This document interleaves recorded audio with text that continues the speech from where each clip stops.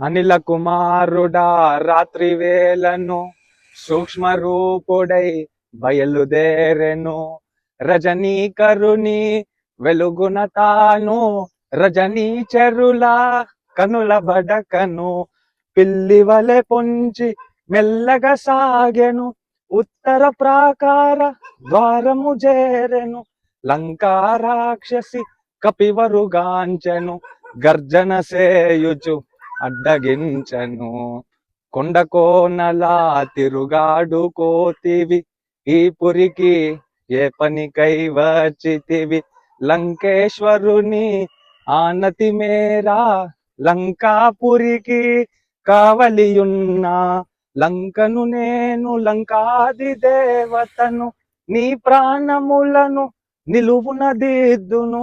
కదలక మెదలక నిజము పల్కుమని లంకెయ డోర్కొనే కపికిషోరుని.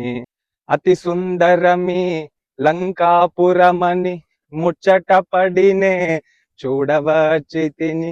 ఈ మాత్రమునకు కోపమెందుకులే పురముగాంచినే మరలిపోదులే అని నెమ్మదిగా పలుకగా విని అనిలాత్మజుని చులకనగాగొని లంకా రాక్షసి కపికిషోరుని గర్జించి కసరే గద్దించి చెరచెను. సింహనాదమును మారుతి చేసే కొండంత గతన కాయము పెంచే.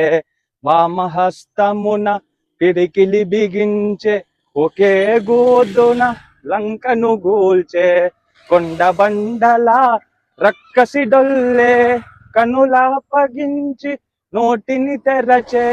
అబలను చంపుట ధర్మముగాదని లంకను విడిచే మారుతి దయకొని.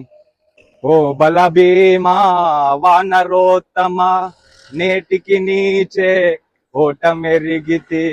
ఈ నా ఓటమి లంకకు చేటని పూర్వమే బ్రహ్మ వరమొసగెనని. రావణుడాదిగా రాక్షసులందరూ సీతమూలమున అంతముందెదరు.